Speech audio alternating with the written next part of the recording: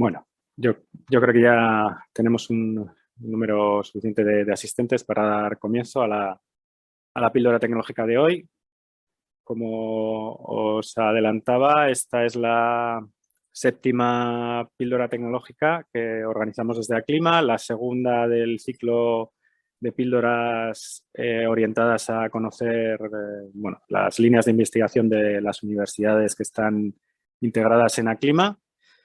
Y bueno, como sabéis, nuestra idea con la organización de estas píldoras es acercar el conocimiento de los grupos de investigación a las empresas del sector ambiental vasco, pues con la idea de que de alguna manera estas líneas de innovación, estos conocimientos puedan acercarse a mercado a través de la colaboración entre vosotros, entre las empresas y en este caso los centros los grupos de investigación de las universidades.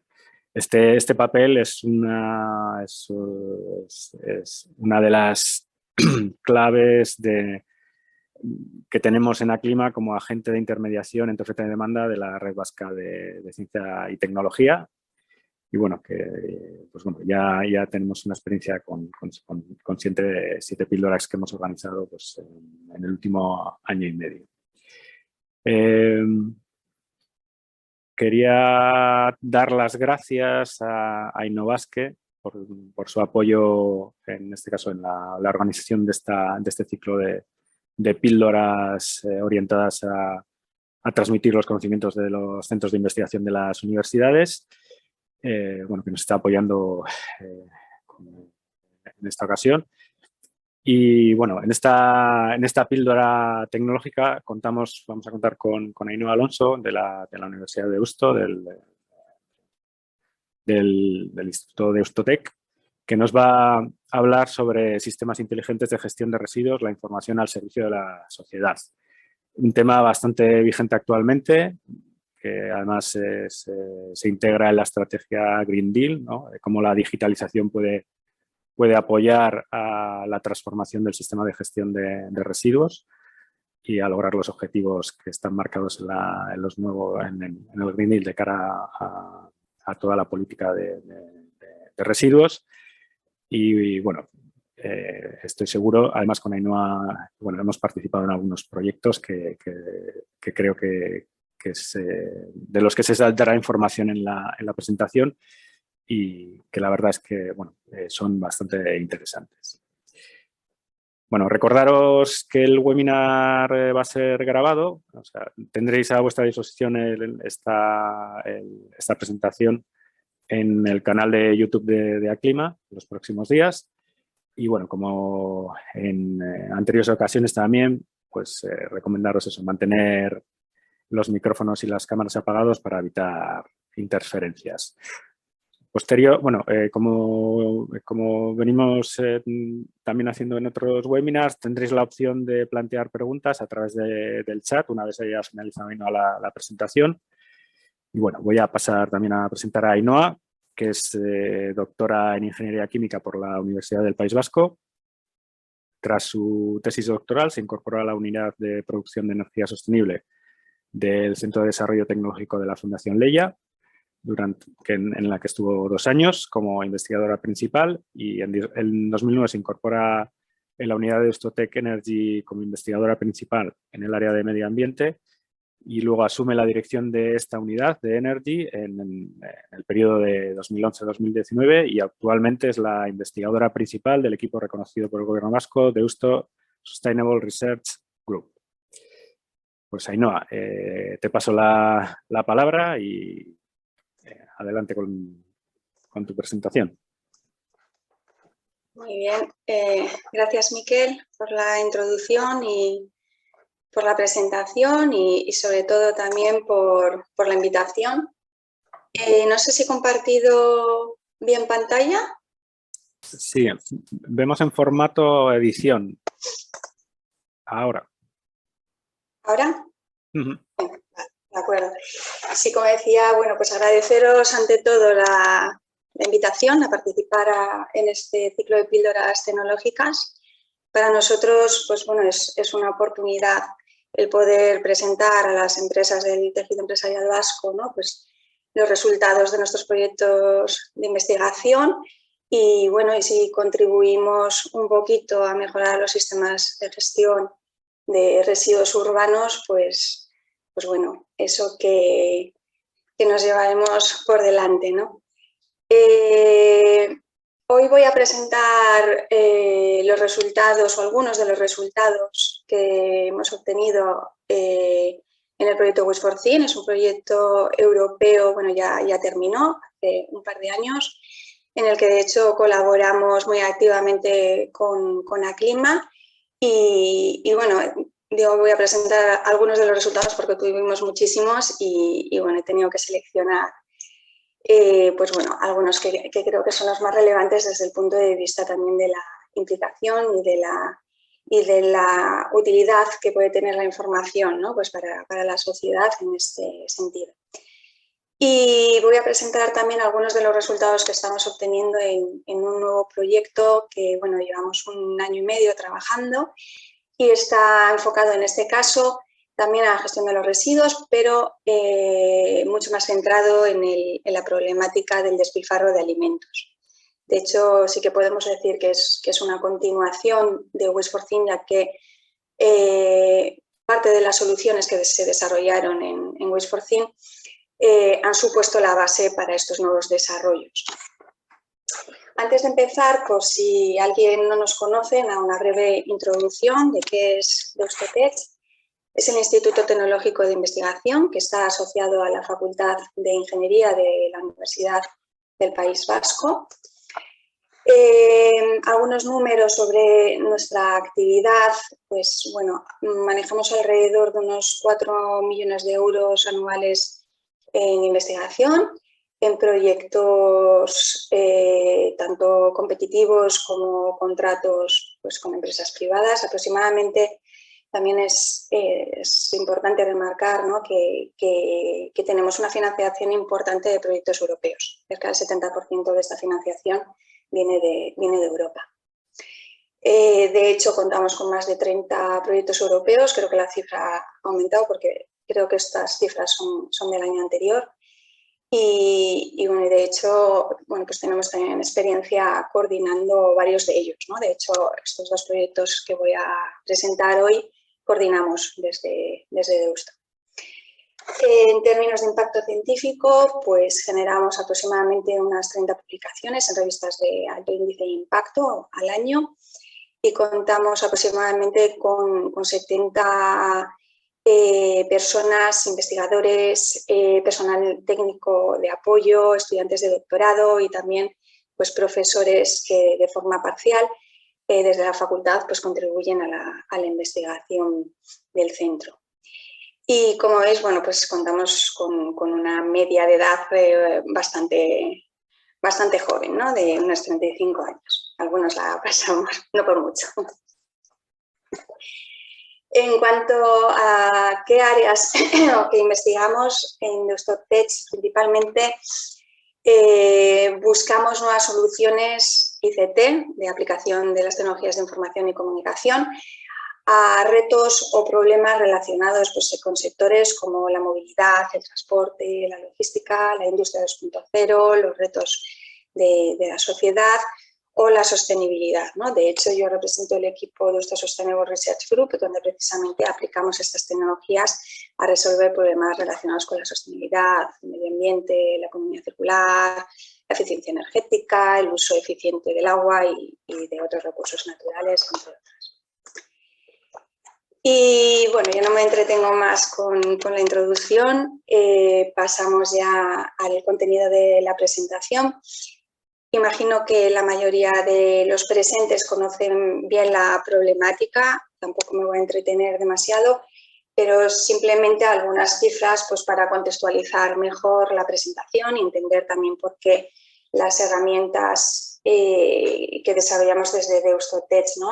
Lo hacemos con este enfoque de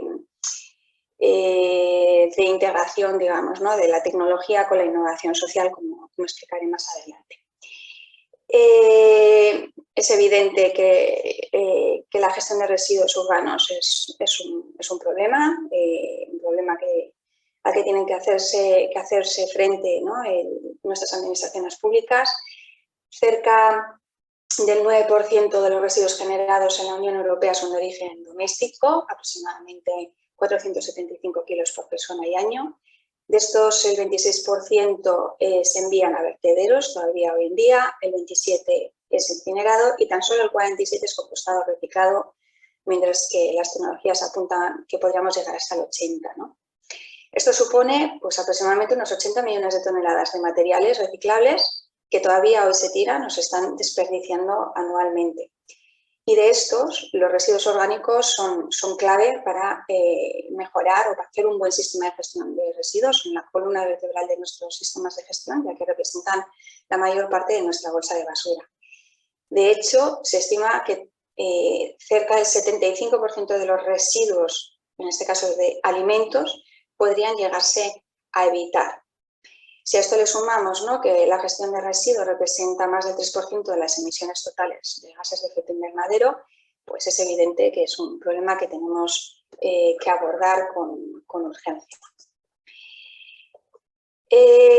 En cambio, a la hora de hacer frente a este problema, pues se plantean diferentes retos, ¿no? Nuestros gestores, nuestras administraciones públicas, pues bueno, se encuentran con retos que en muchos casos pues tiene que ver con la falta de información.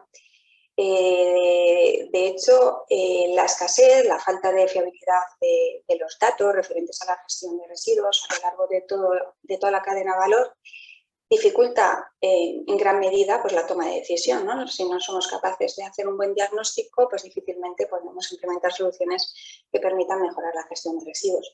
Además, estamos hablando, como en otros problemas de economía circular, de un problema en el que intervienen un montón de agentes a lo largo de toda la cadena de valor, con lo cual se hace necesario herramientas que favorezcan precisamente esa transferencia de información entre unos agentes y otros, es decir, que favorezcan la comunicación entre los diferentes agentes.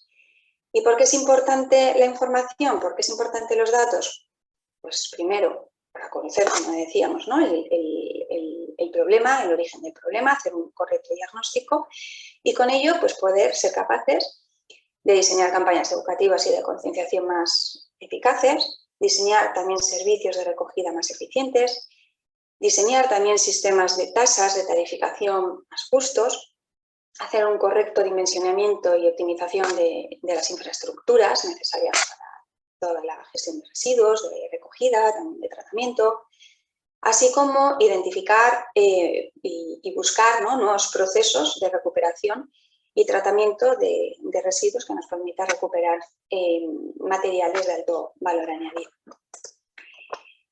En este contexto, bueno, pues destacan también todos los esfuerzos que se están haciendo a nivel tanto europeo, pues a nivel nacional y regional, ¿no? Y entre ellos, ¿no?, pues podemos destacar el paquete de economía circular. Eso ha sido la primera vez que se define un plan de acción dirigidas a poner en marcha iniciativas de economía circular, compuesto por 54 acciones muy específicas.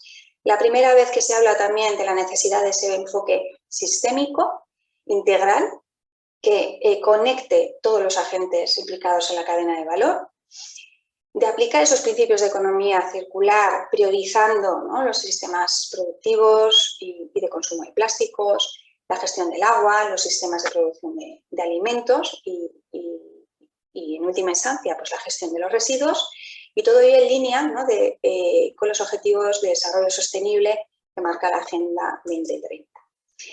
En concreto, el paquete de economía circular marca unos nuevos objetivos mucho más ambiciosos, con nuevas modificaciones en las directivas de residuos correspondientes, objetivos mucho más exigentes en la reducción del depósito de residuos en vertedero, de aumentar las tasas de separación hasta un 65% y mucho más exigentes en el caso del embalaje, ¿no?, que se marca como objetivo alcanzar una tasa de separación del 70%.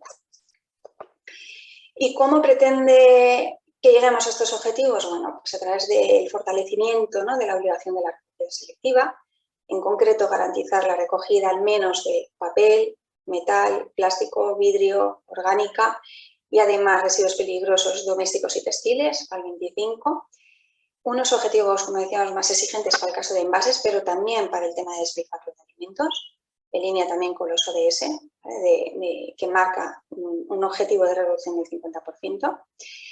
Todo ello a través también del establecimiento de instrumentos económicos que nos permita avanzar en la jerarquía de residuos hacia rutas, ¿no?, de gestión más eficientes y sostenibles. Instrumentos económicos como pueden ser los sistemas de pago por generación o la compra pública verde, así como otros instrumentos como campañas de sensibilización pública, coordinación entre autoridades, el diálogo entre las partes interesadas, incluida la firma, ¿no?, de nuevos acuerdos voluntarios. Como decíamos, se repite, ¿no?, constantemente el tema de la cooperación, la comunicación, ese enfoque sistémico, ¿no?, y la compartición, ¿no?, de información, de responsabilidades, etc. Además, se establece, ¿no?, la necesidad de definir un marco para la monitorización de la economía circular, pone de manifiesto la necesidad de disponer de datos con una calidad suficiente, fiables, ¿no?, que nos permitan la comparabilidad de resultados, de datos, que nos permita analizar cómo evolucionamos en términos de economía circular. Establece además unos objetivos, medidas también muy específicos de prevención, no solamente de separación que decíamos antes, sino también de prevención, como es el caso que comentábamos también del despilfarro de alimentos, de reducción del 50%. La necesidad también de establecer sistemas de pronta alarma y de sistemas de aplicación o que nos permitan analizar la aplicación eficiente de la regulación. En este contexto, pues bueno, me han ido una slide más, ¿no?, pues para definir o adentrarnos un poquito más en los sistemas de pago por generación, porque luego a lo largo de la presentación voy a hacer referencia y por si alguien no está familiarizado con ellos, los sistemas de pago por generación, del inglés, de las siglas en inglés PAYD, que es Pay as you throw, pagar según generas, ¿no?, proponen definir nuevos modelos de cobro, nuevos modelos de tasas por generación, con el objetivo primero de mejorar el grado de separación, ¿vale?, pero en última instancia también fomentar la prevención en origen. De hecho, busca estas tasas o avanzar hacia estas tasas más justas a través del pago en función de la cantidad y el tipo de residuo que se genera. De hecho, estos sistemas, bueno, ya van en línea con las directrices, ¿no?, que marcaba la Directiva de Gestión de Residuos, que contemplaba ya la incorporación de incentivos económicos que premien las buenas conductas, así como ayudar a cubrir a cubrir los costes totales asociados a la gestión, ¿no?, que lamentablemente pues, las tasas actuales ni siquiera llegan en muchos casos a cubrir con estos costes.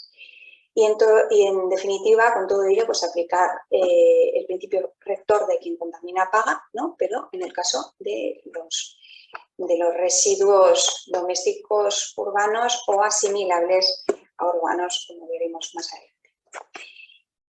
En particular, si nos adentramos en el caso concreto de los residuos orgánicos y más en concreto el despilfarro de alimentos, pues bueno, vemos que esto en sí es un reto ya en sí mismo, ¿no? Prácticamente un tercio de los alimentos que se producen se desperdician y las estadísticas no apuntan a que la situación mejore, ¿no? De hecho, se cree que esto va a ir bastante a peor, con un aumento de la demanda de alimentos del 70% para el 2050, como consecuencia pues, del incremento poblacional. Un descenso del 6% de la eficiencia de los cultivos debido fundamentalmente a factores relacionados con el cambio climático, a pérdidas, ¿no?, de los cultivos debido a estos factores.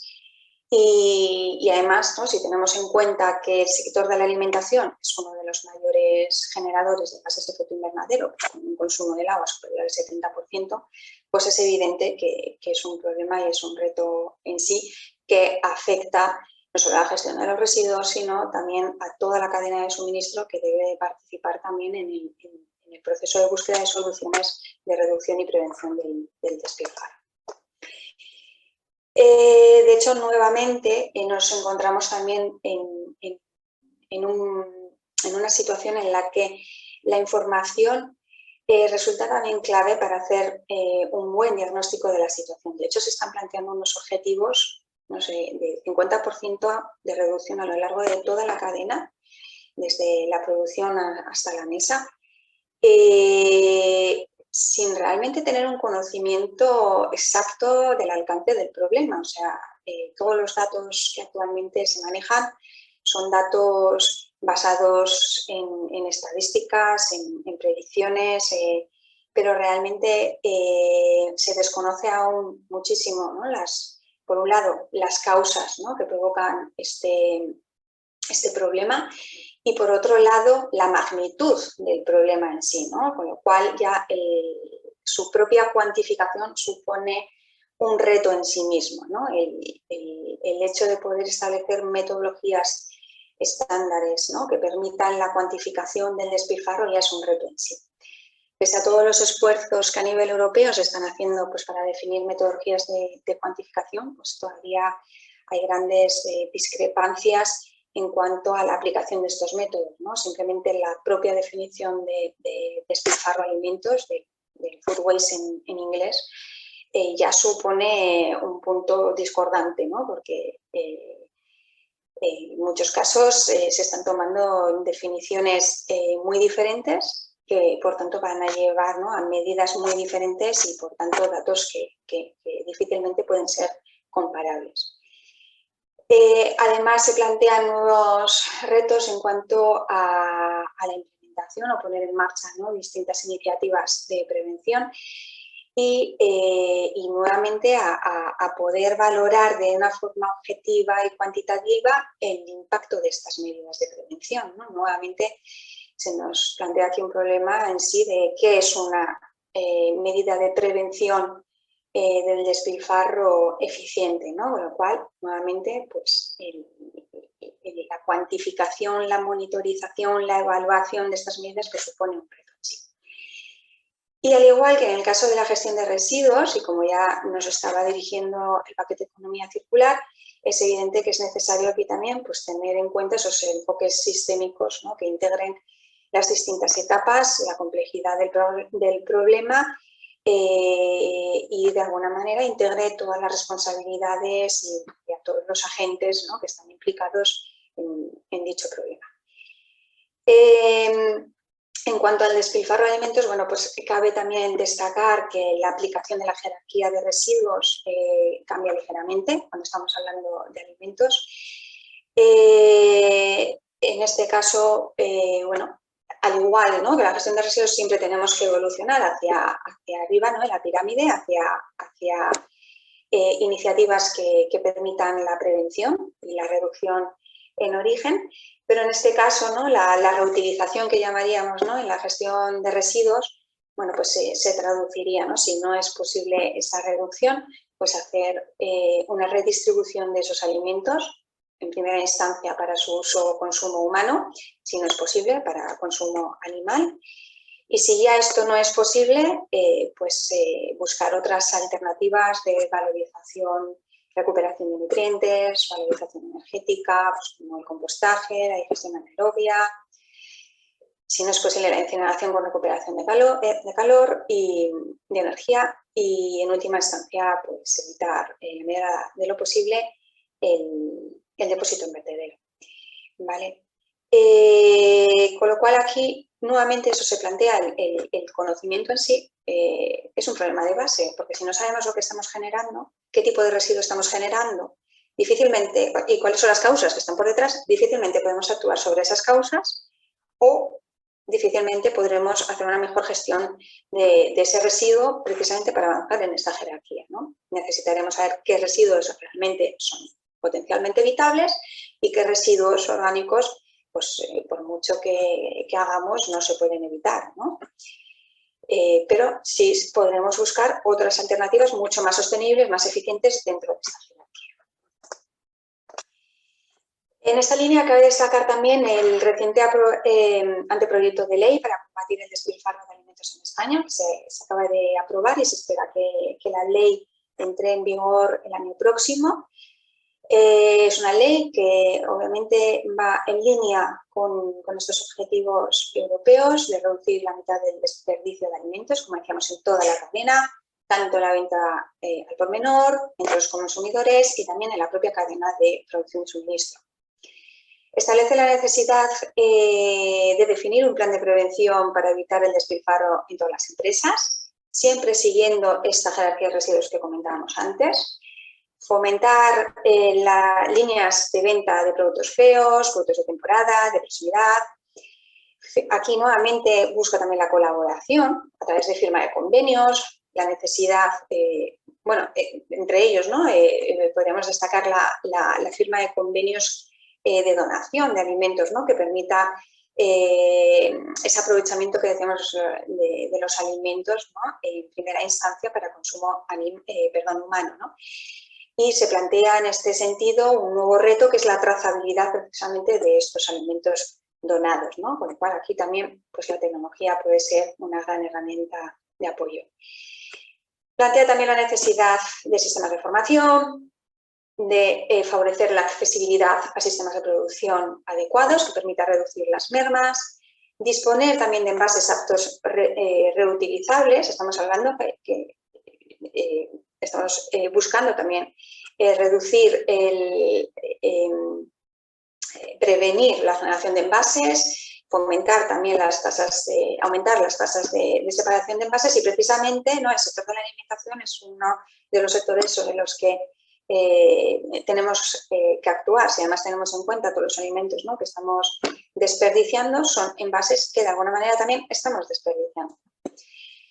Y por último también marca la necesidad de informar anualmente de las pérdidas y el cumplimiento del plan de prevención. Esto en línea de la legislación europea, en particular de la decisión delegada de 2019, que marca un poco las pautas de cuantificación y de registro de las pérdidas a lo largo de toda la cadena de valor. Y bueno, por último también señala pues, ciertas acciones, ¿vale? Que serán sancionadas pues, con distintos niveles de gravedad según sea el caso.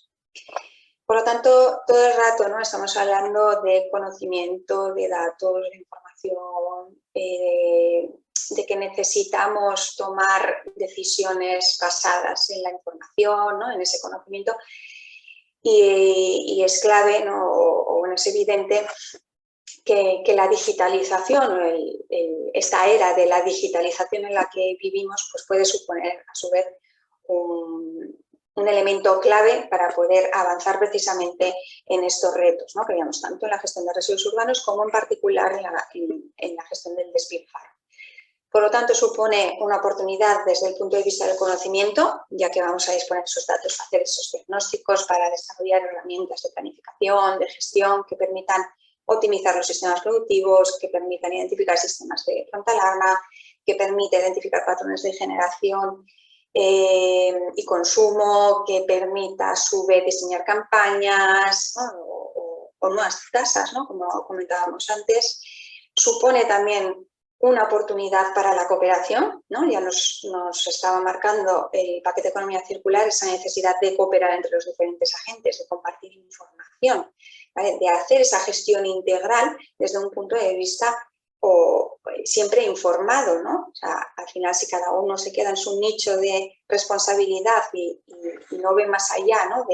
del problema, difícilmente podremos llevar a cabo soluciones que tengan un impacto sobre el global o la totalidad, ¿no? de los sistemas productivos. Y por último, supone también una oportunidad para la transparencia, para la información en términos de impacto económico, ambiental, social, para identificar y asumir responsabilidades, para empoderar también a los diferentes agentes, porque no solamente dotamos de información, sino también de herramientas que los diferentes agentes puedan adoptar, puedan utilizar para, dentro de sus competencias y responsabilidades, ¿no?, poder mejorar su parte de la etapa de la cadena de valor correspondiente. Y esto, ¿cómo lo hacemos desde Deusto? Bueno, desde Deusto lo que intentamos siempre es plantear una investigación. Como decía al principio, en nuestro caso es una investigación tecnológica porque aplicamos las tecnologías de la información y comunicación, pero una investigación responsable. Es decir, una investigación construida desde el diseño del problema, de los proyectos, siempre por, con y para las personas. Es decir, para nosotros es súper importante que las personas, entendidas la sociedad en general, como los diferentes agentes que intervienen en la cadena de valor, están siempre en el centro de nuestras soluciones. No desarrollamos tecnología para que nadie la use, no, desarrollamos tecnología para que las personas la usen y la usen de una forma eficiente que se ajuste a unas necesidades reales y realmente tenga un impacto final sobre nuestra sociedad. Y esto lo conseguimos a través de la implicación o de la integración de la innovación tecnológica con esa parte de innovación social. Podemos decir que las herramientas que desarrollamos son herramientas bidireccionales que nos permiten comunicarnos con la sociedad de manera que nos permiten conocer mejor el problema y también ofrecer información, facilitar transparencia, facilitar también la formación, crear comunidad, crear redes que permitan precisamente desarrollar soluciones cooperativas, colaborativas, todas ellas con un mismo fin, ¿vale? Mejorar en sí el reto de la gestión de residuos urbanos. Y a partir de ahí también disponer de información con la que podamos desarrollar otras herramientas tecnológicas que permitan mejorar o hacer los sistemas de gestión de residuos urbanos mucho más eficientes, como pueden ser definir nuevos esquemas de tasas, incentivos, hacer sistemas de recogida y gestión de residuos también mucho más eficientes o incluso llegar a diseñar plantas de tratamiento de valorización de residuos pues, mucho más eficientes de acuerdo a las necesidades reales de los municipios. No debemos dejar, aunque hemos mencionado ya, ¿no?, pero no debemos dejar de lado los objetivos de desarrollo sostenible. Como decía, hacemos una investigación responsable siempre pensando en mejorar estos objetivos y simplemente pues, quería remarcar, ¿no?, en el caso concreto del despilfarro de alimentos, no son pocos precisamente los objetivos de desarrollo sostenibles que tratamos de contribuir de alguna manera, ¿no?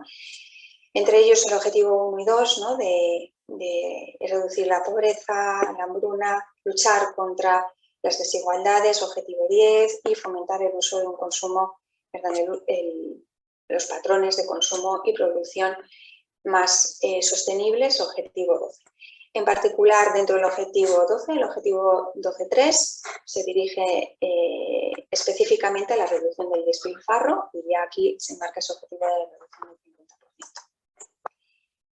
Bueno, ¿y cómo hacemos esto, ¿no? ¿Cómo lo llevamos a la práctica? Porque estamos hablando, ¿no?, de teoría, aplicamos tecnología, aplicamos sociedad, ¿no? ¿Cómo lo hacemos? Para nosotros es básico implicar a todos los agentes desde el principio, desde la propia definición, desde la conceptualización, digamos, incluso del proyecto, ¿no? Y para ello es clave trabajar con todos los agentes de la cadena de valor y no solamente trabajar con ellos, sino hacerles partícipes del problema, o sea, crear un sentimiento de comunidad con todos ellos para que de alguna manera se vean identificados, sientan que no solamente se van a beneficiar individualmente de las soluciones a nivel particular, sino que también son partícipes de un todo, ¿vale?, que van a contribuir a resolver de una forma colaborativa un reto que implica a todo un conjunto de agentes.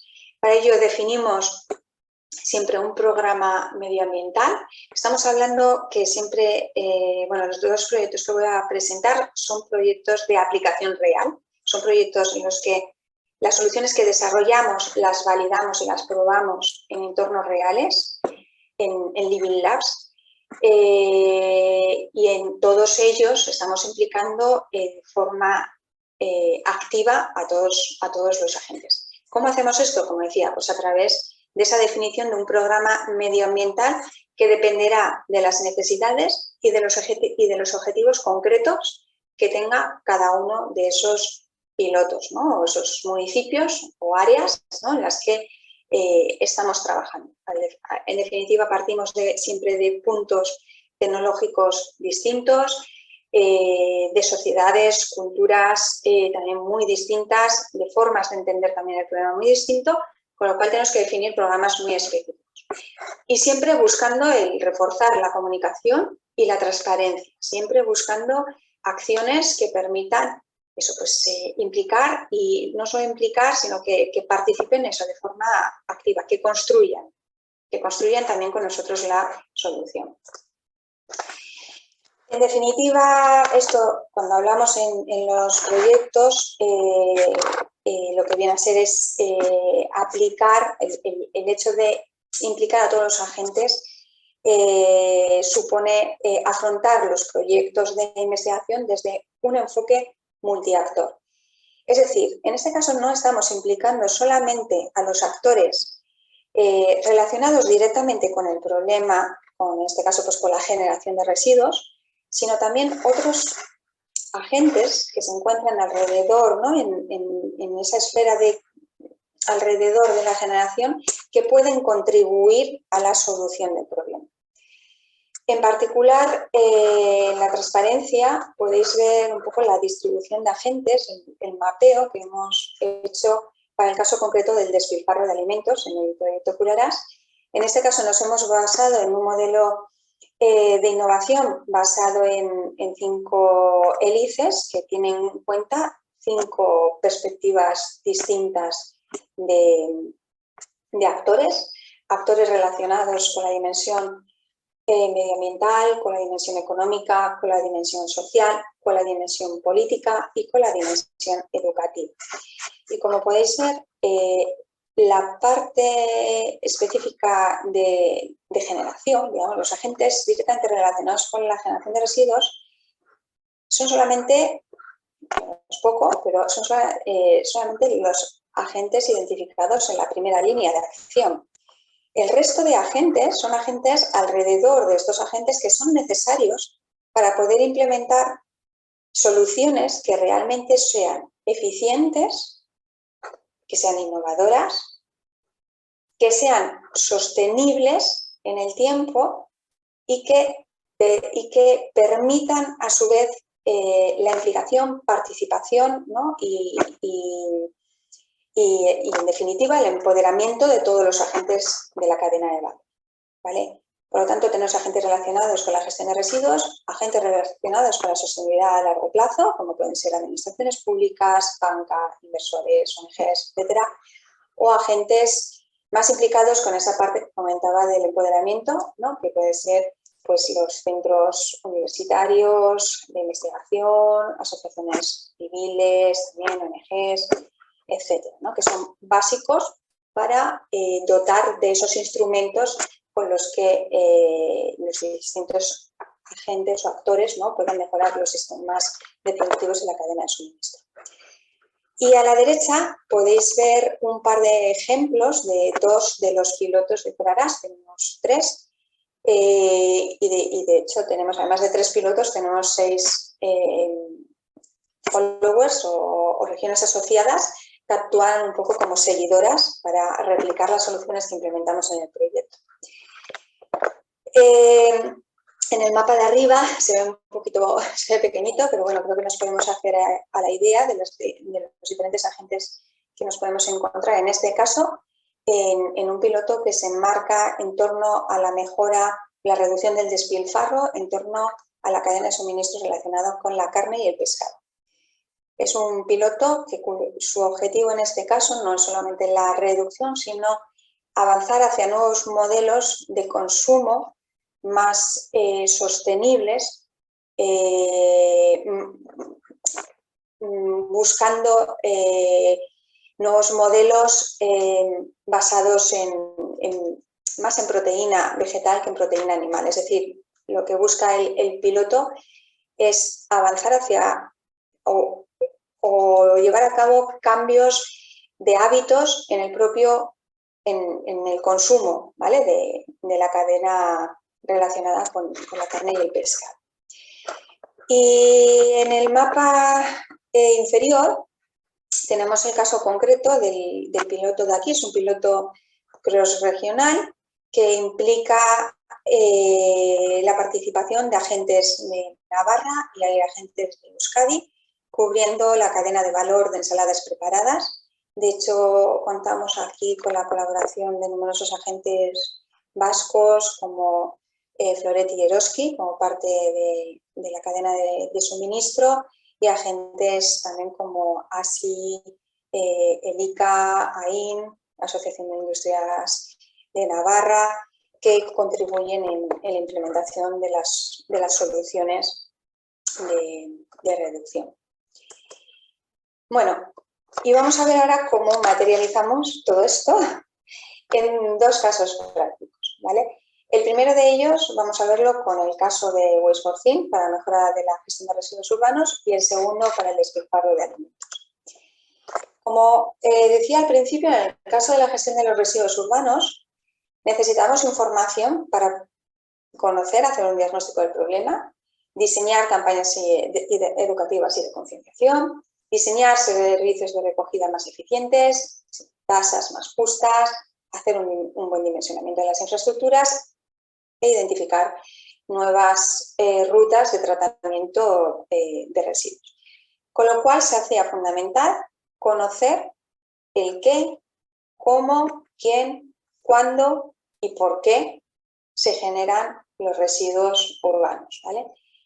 De nuestra mano estaba el diseño de las distintas tecnologías dentro del proyecto, pues contábamos con socios tecnológicos, además de Deusto, para diseñar todas estas tecnologías, pero necesitábamos saber realmente cómo debemos diseñarlas para que realmente sean usables, ¿no? por el ciudadano de a pie, ¿no?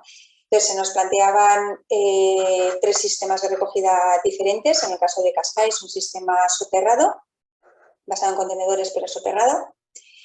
En el caso de Seveso, un sistema puerta a puerta, de recogida puerta a puerta basado en bolsas. Y en el caso de Zamudio, pues un sistema de contenedores aéreos, ¿no? De a pie de la calle, ¿no? Para la recogida de las diferentes fracciones.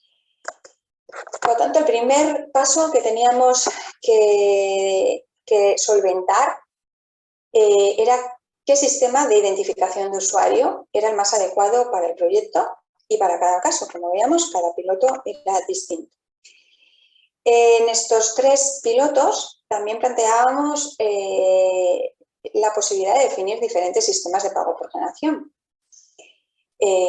Tenemos sistemas de recogida diferentes, los sistemas de pago por generación también podían ser diferentes, ¿no? De hecho, en el caso del piloto de Cascais se planteó un sistema de pago por generación colectivo, en el que no se premiaba de forma individualizada, ¿no? el buen comportamiento, digamos, de cada persona, sino se premiaba, el premio se recibía de una forma colectiva, pues a través de mejoras, por ejemplo, en las infraestructuras urbanas. Y por último, podíamos desarrollar todos los sistemas tecnológicos óptimos que quisiéramos, las tasas también más justas, pero se planteaba también un problema de base y era cómo podemos mejorar en sí el propio proceso de separación, ¿no? de los residuos, bien a través de la localización de los contenedores, mejorando la accesibilidad de los contenedores o incluso el el volumen, tipología de fracciones, etc., ¿no? Por lo tanto, se nos planteaba un problema o un reto en el que teníamos que implicar a la ciencia, a la sociedad y a la parte política, ¿no? A la administración pública. Entonces decidimos afrontar este reto desde una perspectiva de cocreación. La cocreación, igual para los que igual no conocéis o no estáis familiarizados, es un tipo de actividad de ciencia ciudadana. De hecho, es el tipo de actividad más extrema, y extrema en el sentido de que no solamente hacemos partícipe, ¿no?, al ciudadano, pues por ejemplo la captura de datos, como puede ser un proceso participativo, una encuesta, etcétera, sino que le hacemos partícipe desde el propio diseño les hacemos partícipe en todo el proceso de investigación, desde el propio diseño de la pregunta de investigación hasta su resolución y su posterior validación, como vamos a ver ahora. Es una actividad de ciencia ciudadana porque no solamente ayuda a co-crear esas soluciones, a solucionar de forma conjunta un problema, a diseñar, desarrollar soluciones conjuntas, sino que también permite dar valor tanto al conocimiento como aportar nuevos conocimientos a las personas y a todos los agentes implicados en el proceso. De nuevo, aquí podemos hablar de una comunicación bidireccional, porque no solamente en este caso pues la administración recibe feedback, ¿no?, pues para mejorar el problema de gestión de residuos, sino que en este caso podemos transferir también el conocimiento de la ciencia, del propio proceso científico e incluso de conocimiento de nuevas tecnologías a la sociedad, ¿no? Como veremos más adelante, incorporamos tecnologías ICT, como el uso de aplicaciones móviles, de tags, de tecnologías de sistemas geográficos de información, interpretación de mapas, subida de esa información, por ejemplo, a sistemas abiertos como OpenStreetMaps. Bueno, en definitiva, pues diferentes tecnologías que quizá no son muy conocidas o en algún caso no son muy accesibles para la sociedad en general, con lo cual contribuimos de alguna manera también a la democratización de estas tecnologías, pues para toda la ciudadanía en general. He incorporado esta transparencia un poco para ver la magnitud del proceso de co-creación simplemente para el pago por generación. Este mapa trata un poco de visualizar todos los agentes que implicamos en la definición de las tasas en el Zamudio. Contabilizamos más de 15 tipologías de agentes entre administraciones públicas, consorcio de aguas, gestores, empresas, ¿no?, implicadas en la gestión de residuos, proveedores de tecnología, de los contenedores, cerraduras electrónicas, proveedores de software, expertos en el ámbito más social, educadores, de sensibilización, ¿no?, de campañas de comunicación.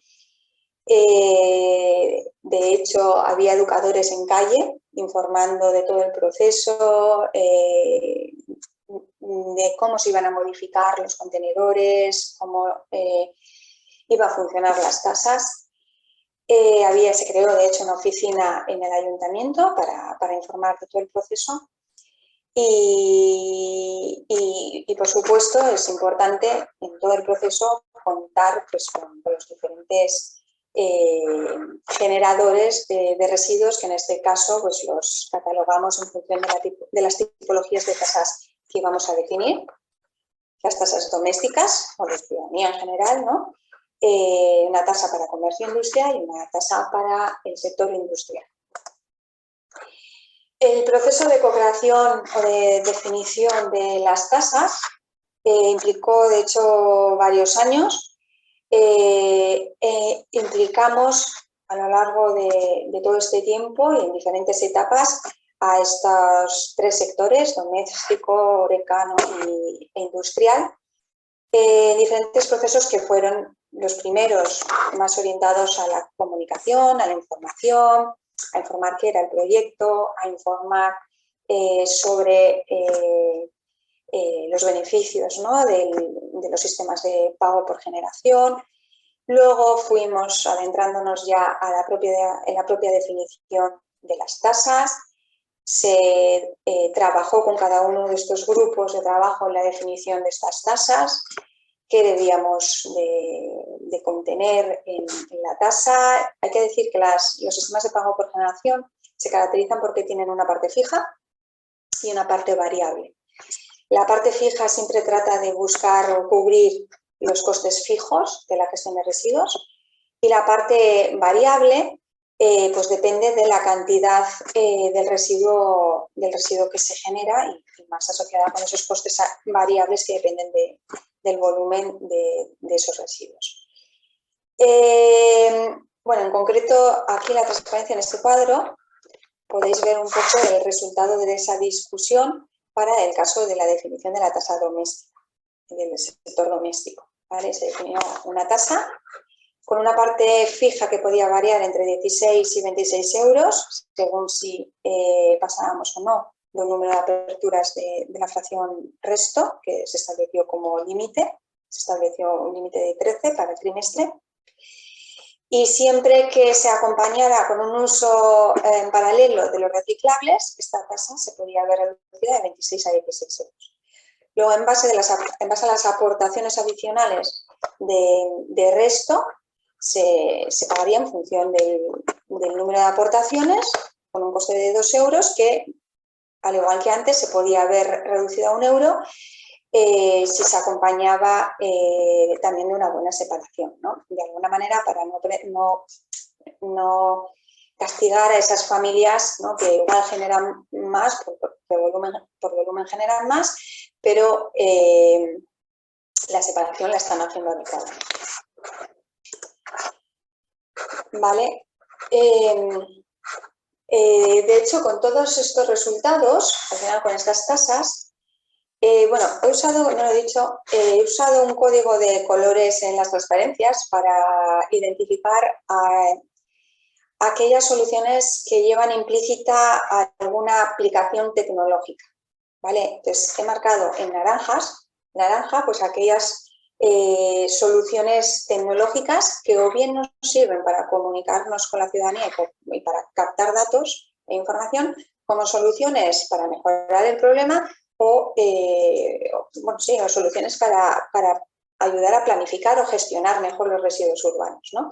Entonces, a partir de la definición de la tasa, pues ya éramos, y de los sistemas de identificación, ya éramos capaces de implementar o montar, digamos, alrededor una infraestructura ya tecnológica para la captura de la información, de la tecnología y para el cálculo en sí de las tarifas, ¿no? Entonces, bueno, pues simplemente aquí podéis ver la herramienta o un pantallazo de la herramienta de cálculo de las tarifas que, bueno, pues, permite identificar las diferentes aportaciones a los diferentes contenedores y hacer un cálculo de la tarifa, pues de acuerdo a esas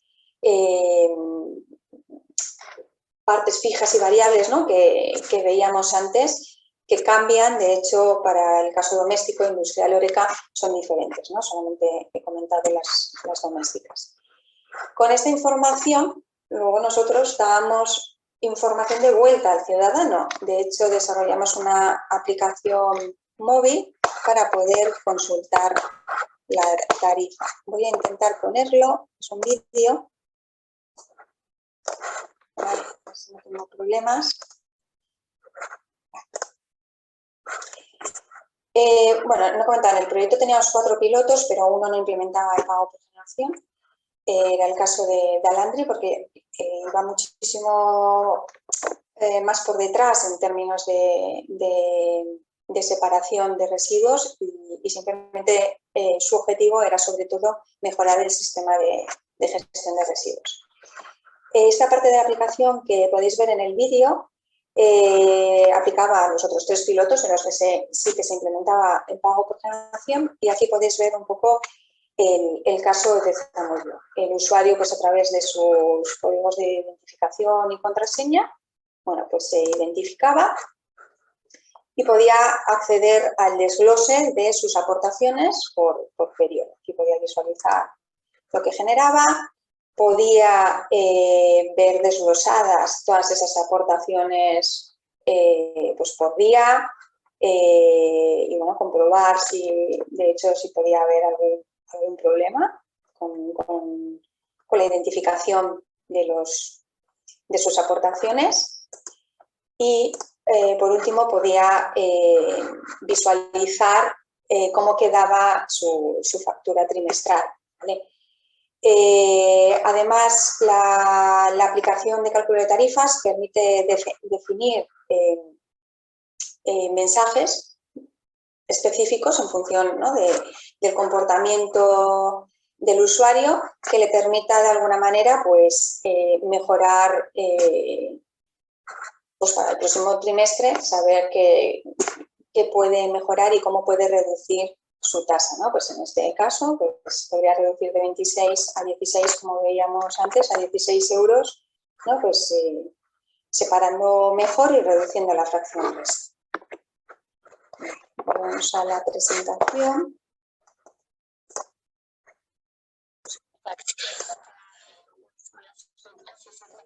Perdón, a ver, un segundo que no ha terminado el vídeo. Pasamos a la siguiente transparencia. Vale, como segunda parte del proyecto, ¿no?, se nos planteaba el propio problema que decíamos antes, ¿no?, de cuál es la mejor ubicación de los contenedores, cómo podemos mejorar la accesibilidad de los contenedores, en definitiva, cómo podemos facilitar que el usuario separe mejor. Bueno, pues para eso necesitábamos información, por un lado, de los contenedores, de localización de los contenedores, hacer un inventario, pero también hacer un inventario o un mapeo de Zamudio en términos de accesibilidad, porque si medimos, ¿no?, el nivel de accesibilidad simplemente utilizando, pues, por ejemplo, los datos disponibles en Google Maps, por ejemplo, bueno, pues podemos medir la distancia en línea recta, en todo caso, a los contenedores para medir la accesibilidad, pero eso no tendrá en cuenta en ningún caso la accesibilidad real. Es decir, si para llegar a ese contenedor necesitamos pasar un paso de cebra o no hay manera y tenemos que rodear medio pueblo, o simplemente la altura de la acera o la altura mismamente también de los portales no cumplen con los criterios, digamos, de accesibilidad, pues desde la perspectiva también de favorecer de medir las rutas accesibles, ¿no?, pues para personas con problemas de movilidad, ¿no?, o de discapacidad relacionada con la movilidad. De hecho, aprovechamos el mapeo para llevar a cabo el mapeo. Desarrollamos herramientas ICT también, desarrollamos una pequeña aplicación para poder recoger la información y la localización geográfica de esta información, con lo cual esto nos iba a permitir luego crear mapas para poder visualizar, pues, todo el inventario de la información que estábamos recogiendo. De hecho, toda esta información se subió luego a la plataforma OpenStreetMap, que está accesible para todo el mundo. Además, como podéis ver, se recogieron, aprovechando también el mapeo, se recogió información solamente relacionada con la gestión de residuos, los contenedores, la ubicación, la orientación, si hay un bordillo que dificulta, pues, la apertura del pedal, o si, por ejemplo, bueno, pues, tenemos un semáforo que dificulta pues el acceso, ¿no?, al contenedor. Bueno, en definitiva, identificar diferentes barreras arquitectónicas que pueden suponer un problema de accesibilidad, sino que también mapeamos y recogimos información sobre otras infraestructuras municipales, pues, que podrían ser también de ayuda en este proceso, ¿vale? Recogemos información de las luminarias, del transporte, de las actividades económicas, bueno, etcétera. ¿Y para qué queríamos toda esta información? Bueno, decíamos, no somos capaces o no seremos capaces de definir cuáles son los mejores puntos de localización de estos contenedores si no conocemos cuál es la realidad del entorno. Entonces, a partir de ahí diseñamos luego diferentes herramientas para analizar, hacer este diagnóstico y una mejor planificación de las infraestructuras, ¿no? En concreto, bueno, aquí podéis ver algún pantallazo de estas herramientas. En concreto, esta es la parte de análisis de accesibilidad. Podíamos, en función de una distancia determinada, la que el usuario quiera analizar, 30 metros, 15 metros, 20, etcétera, somos capaces de analizar el nivel de accesibilidad medio a los contenedores de ese municipio.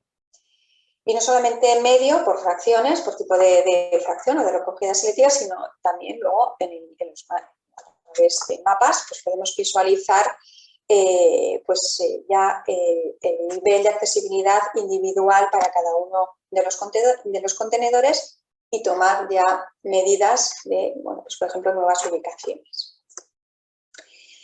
De hecho, sobre estas nuevas ubicaciones se trabajó también en el proceso de cooperación con Zamudio en la nueva ubicación de los contenedores nuevos que se adquirieron para implementar el sistema de pago por generación.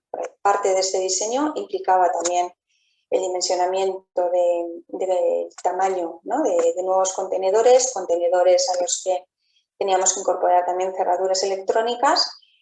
Y como parte de ese diagnóstico se discutió, ¿no? Pues con los voluntarios que participaron en el proceso las nuevas ubicaciones. Incluso de nuevas fracciones, como es el caso, si no me equivoco, de esta aquí, de los puntitos rojos, que eran los contenedores de pañales, ¿vale? Se vio, como parte de ese proceso de discusión, se identificó que podía haber fracciones, como el caso de los pañales, que de alguna manera podían perjudicar pues a ciertas familias por tener la necesidad de adquirir estos productos, pues podían perjudicarles muy negativamente la tasa, ¿no? Entonces, con el objetivo de que esto no interfiriera en la tasa y hacerlas todavía pues, lo más justas posibles, pues se decidió colocar estos contenedores. Y aquí tengo incluido otro vídeo. No sé cómo voy de tiempo, Miquel. Tengo algunas slides más. Sí, bueno, vamos un poco... estamos superando el tiempo que teníamos previsto, pero bueno, vamos, si puedes agilidad, porque esta parte es interesante, entiendo, para los asistentes. Vale, como digo, en Wheels for Things que teníamos muchos resultados y quería mostrar muchas cosas. Luego con la particular voy a ir bastante más rápido porque estamos precisamente ahora implementando las soluciones. Simplemente quería mostrar esta simulación porque creo que es muy evidente y es muy visual de cómo esta información pues nos puede ayudar. En azul veréis las islas de los contenedores, ¿vale? En gris oscuro fijo son los portales. Y en gris clarito lo que estamos simulando son las personas, cómo tiran los residuos a los contenedores, ¿vale? Para poder hacer esta simulación, voy a parar un momentito, necesitábamos, por un lado, información del padrón, información de los portales, información de la población, información de la generación de residuos. Necesitábamos modelar los patrones de generación, con lo cual necesitábamos información de la caracterización de los residuos urbanos en términos de generación y en términos de caracterización, o sea, cuánto y qué se genera, ¿vale? Y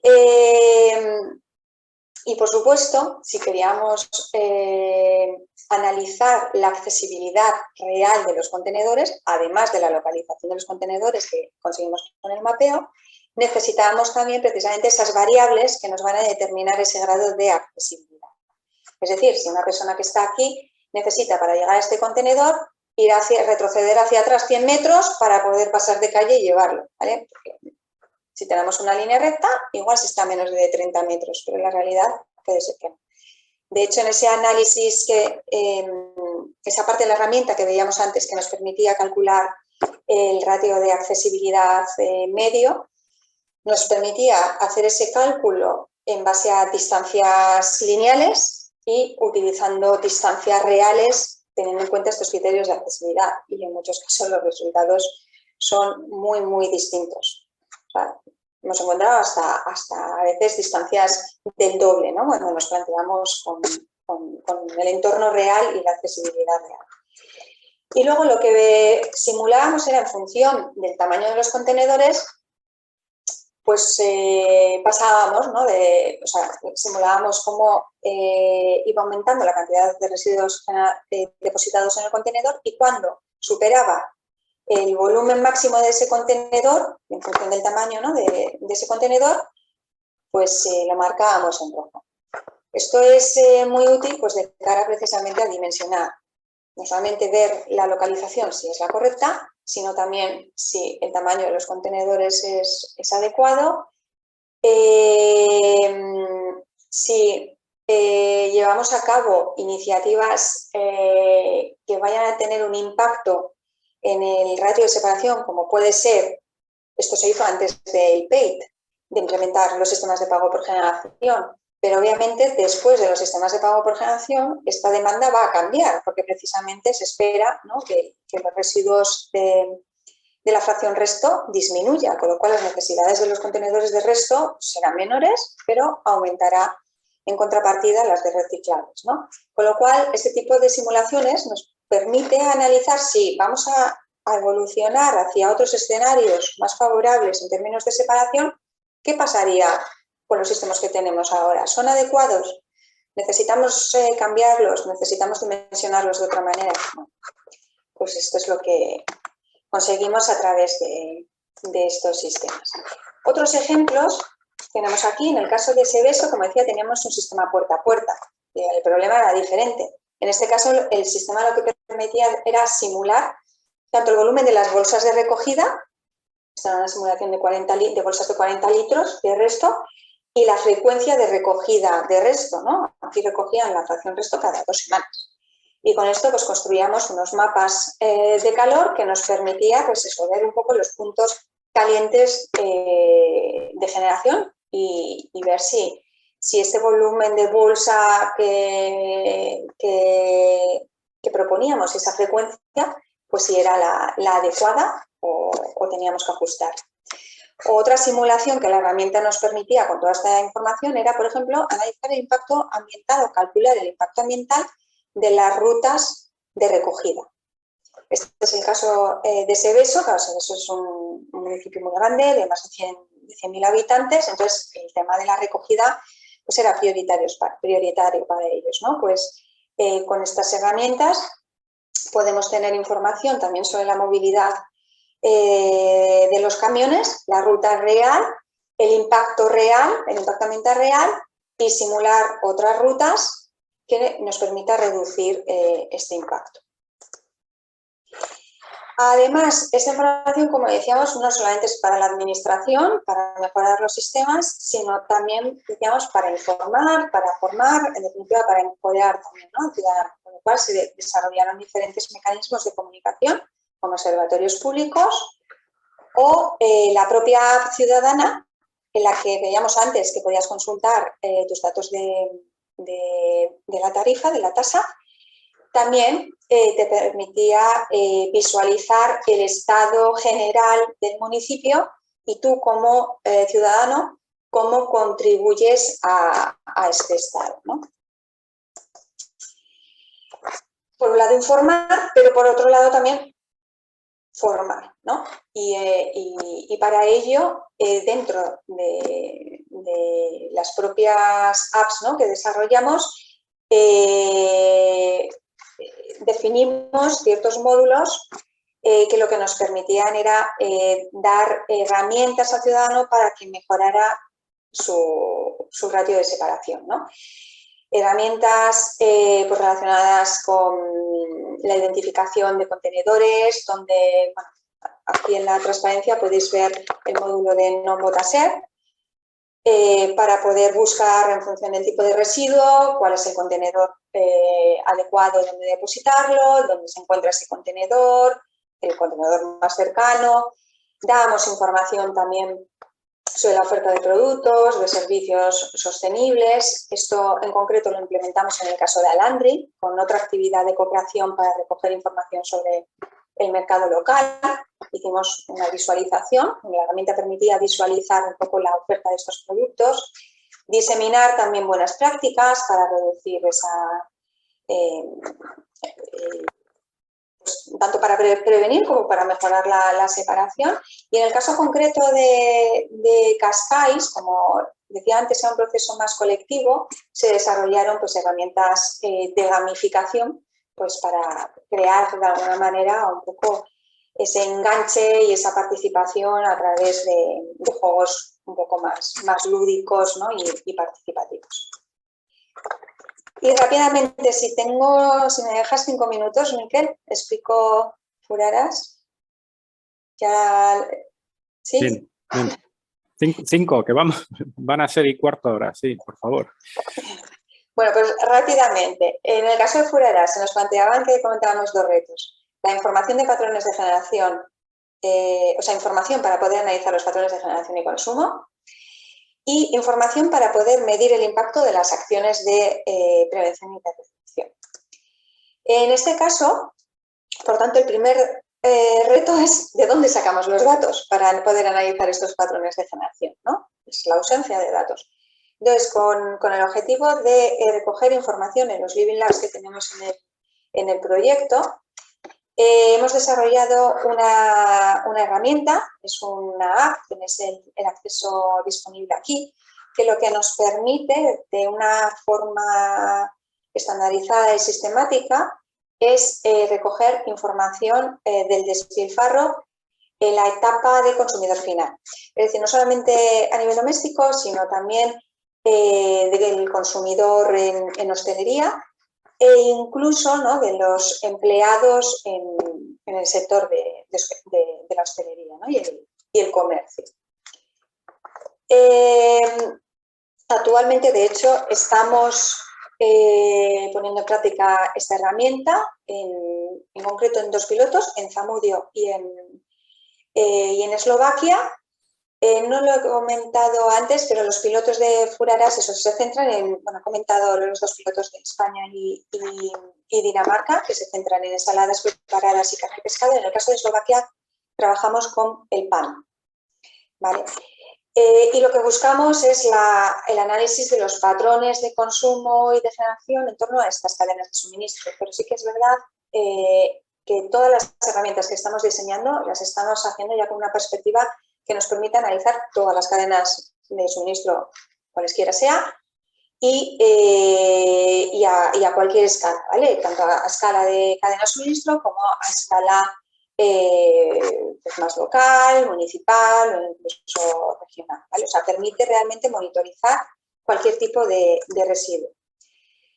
El segundo reto, el de cómo monitorizar las acciones de prevención, bueno, pues ya este era un reto en el que ya necesitamos implicar no solamente a las cadenas de suministro, a los agentes, ¿no?, implicados en la cadena de suministro, sino también a distintos expertos en las diferentes áreas o disciplinas, ¿no?, que nos permitan analizar este impacto pues desde diferentes enfoques, ¿no?, enfoques que pueden estar relacionados con el medio ambiente, enfoques más económicos, más sociales, más colaborativos, más logísticos, etcétera, ¿no? Entonces, bueno, implementamos, bueno, no me voy a entretener, toda esta información está en entregables y resultados públicos del proyecto y cualquiera que tenga alguna inquietud o duda, bueno, me puede contactar. Fue un proceso que ha durado varios meses en el que hemos intervenido, hemos implicado a expertos, agentes de la cadena en diferentes etapas. El objetivo era, a partir de un listado amplio de potenciales indicadores, ver qué indicadores eran los más adecuados para medir cualquier campaña de prevención, ¿vale? Esto como primera instancia. Pero en segundo lugar, trabajamos con cada uno de los pilotos para ver cómo se adecuaban estos indicadores a la realidad de esos pilotos. O sea, una cosa es lo que digamos los expertos que se puede medir, que nos interesaría medir para medir el impacto, y otra cosa ya es realmente lo que se puede, ¿no? Entonces, hemos terminado precisamente ese proceso de definición de cómo aterrizamos esos KPIs en cada uno de los pilotos, y de hecho, hay un KPI muy concreto, ¿no?, de cuantificación del despilfarro, que es bastante complejo, que hemos trabajado en los pilotos para identificar el método más adecuado en cada etapa. Y, por ejemplo, aquí podéis ver la metodología de caracterización de los residuos urbanos que hemos definido para el caso de Zamudio, con el objetivo, en este caso, de incluirlo en el PET, ¿vale? Y esto es importante porque si bien en Waste4Think definimos una tasa de pago por generación, en Furaras estamos viendo cómo a través de esa tasa podemos reducir o podemos actuar también sobre el despilfarro de alimentos, ¿vale? Digamos, estamos dando una tuerca de vuelta, lo decíamos antes, ¿no? La basura, nuestra bolsa de basura tiene un componente muy alto de residuos orgánicos que necesitamos reducir o prevenir, ¿no?, con más hincapié. Entonces, en este proyecto buscamos, por un lado, analizar a nivel municipal el despilfarro y poner en práctica medidas de prevención. Simplemente, para terminar, que esto lo tenemos que acompañar también, como decía al principio, con acciones sociales que tenemos que monitorizar de alguna manera, y hemos diseñado una herramienta para el diseño, monitorización y evaluación de las políticas y acciones sociales que nos permite monitorizar y cuantificar de una forma sistemática el impacto de todas las acciones. El objetivo es ver el impacto, como decía antes, pero con ello definir, qué es una buena práctica y de estas, ¿no?, cuáles nos interesa transferir al resto de municipios europeos, ¿no?, para que puedan a futuro poder replicarlas. Teníamos en Waste4Think una herramienta similar. En Furaras lo hemos adaptado para el caso concreto del despilfarro de alimentos. Aquí tenéis el enlace. Ahora mismo, si accedéis, veréis que está vacío porque acabamos de ponerla en marcha, pero la idea es que a medida que se vayan identificando buenas prácticas, se abran al resto de la comunidad, ¿vale?, para que cualquiera que esté interesado tenga toda la información necesaria para poder replicar, ¿vale? Y nada, y por último, decir eso, que al igual que tenemos en Waste4Think, las herramientas también van en el otro sentido, de dar información.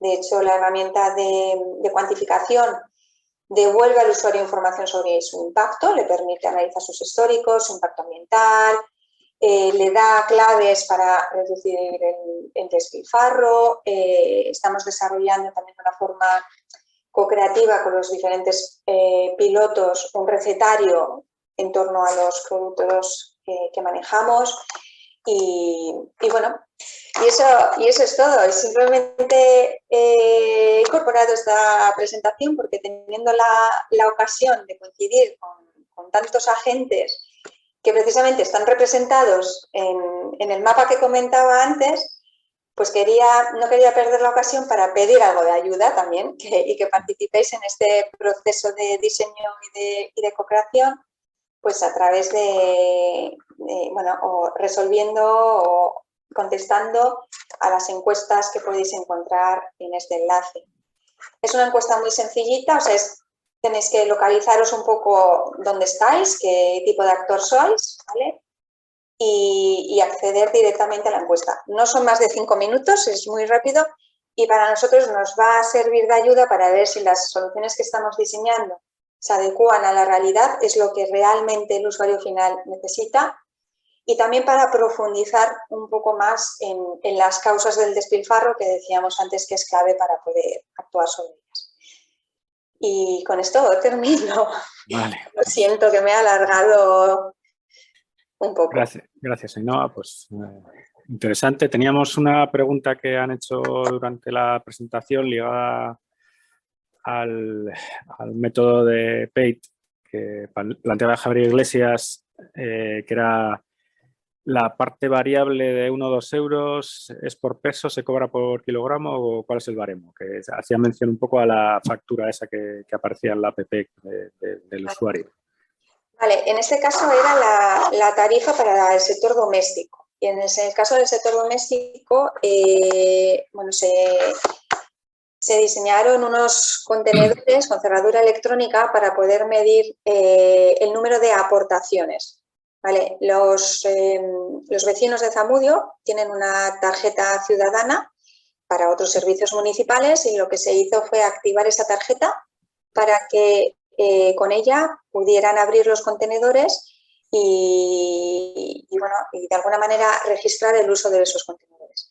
Sí que lo que se hizo también en el proceso de diseño se discutió también con los vecinos sobre el tamaño del cajón de los contenedores. Son contenedores que además de la cerradura electrónica tienen un limitador de volumen, tienen un cajón, ¿vale?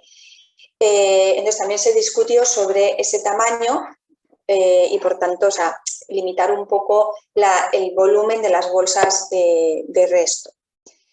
¿Vale? Entonces, realmente esta parte de la tasa, que comentábamos antes de los 2 euros, 1 euro, se calcula a partir del número de aportaciones, a partir del número de veces que se abre el contenedor. ¿Vale? En el caso del industrial es un poquito distinto, ¿vale? Porque ahí sí que va por peso y cada industria pues tiene un contenedor y bueno, la tasa es un poquito diferente, pero en el caso del doméstico va por aportaciones.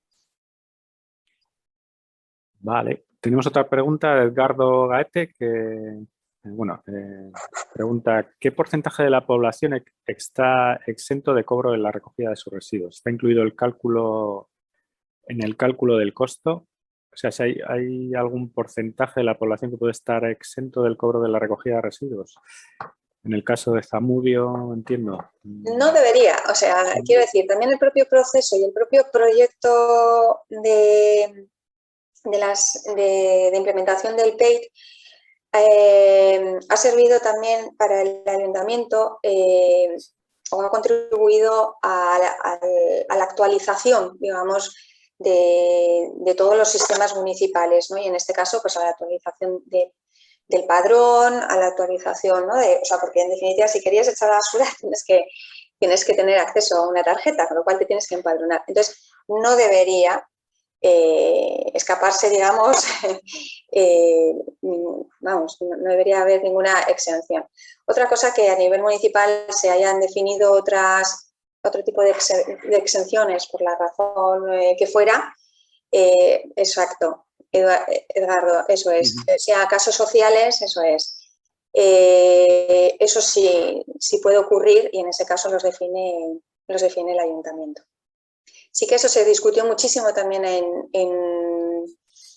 nivel de proceso de co-creación, porque, por ejemplo, las familias numerosas, ¿no? Al final se podían ver perjudicadas, ¿no? Por el propio hecho de ser más en casa, ¿no?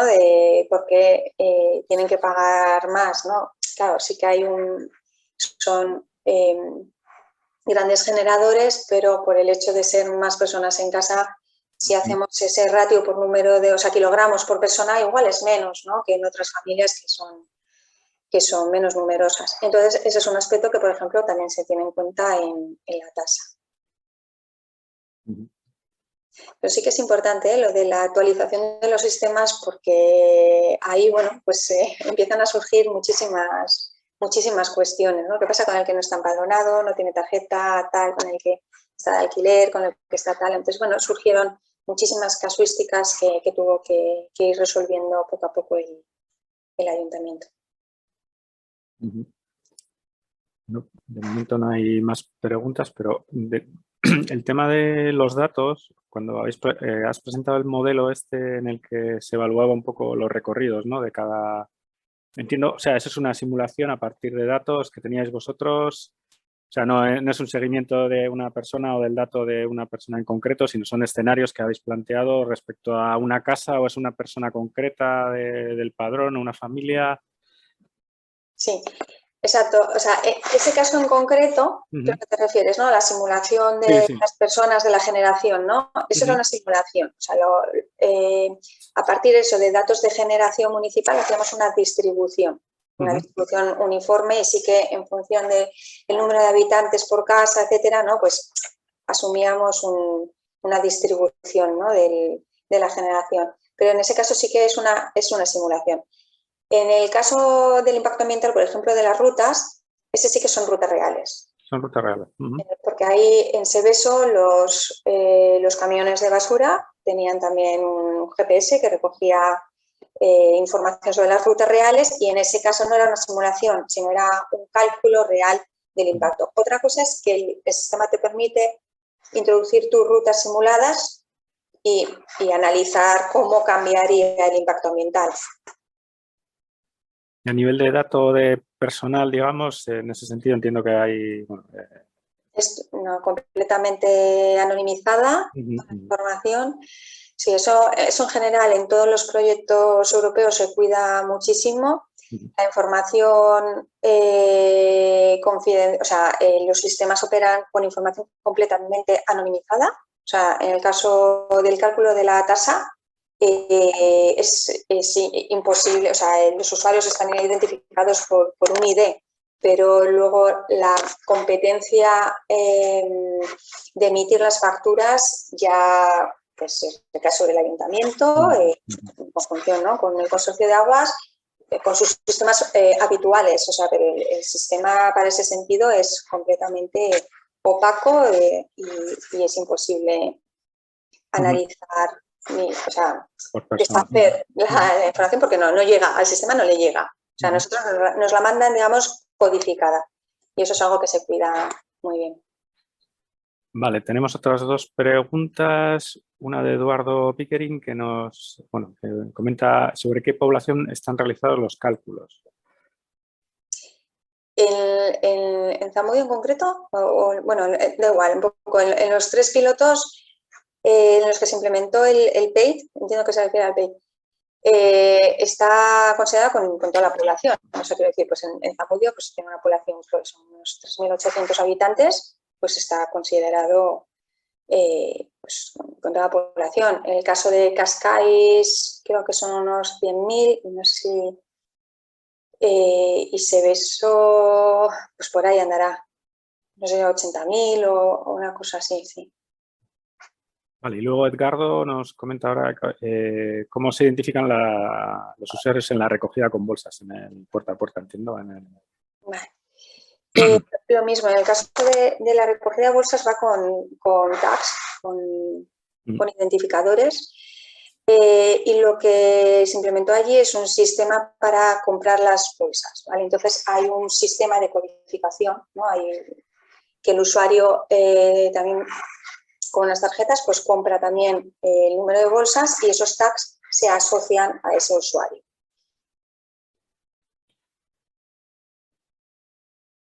Vale, pues bueno, creo que en principio podemos dar por finalizada la presentación, el turno de preguntas. Gracias, Ainhoa, por tu presentación. Bueno, recordaros que tenéis una encuesta disponible en el chat pues, para evaluar un poco cómo habéis visto el webinar de hoy y os pedimos que la cumplimentéis, por favor. Dispondréis de la sesión grabada en el canal de YouTube de Aclima y bueno, recordaros que la próxima píldora será el 28 de octubre y en este caso, contaremos con la Universidad de Navarra. Y bueno, agradeceros a todos los que habéis asistido y esperamos que haya sido interesante para vosotros. Y nada. Pues, gracias a todos. Gracias, Miquel, por la invitación y muchas gracias a todos. Bien, vamos en tiempo bien, más o menos. Venga, Ainhoa. Gracias. Agur. Saludo. Agur.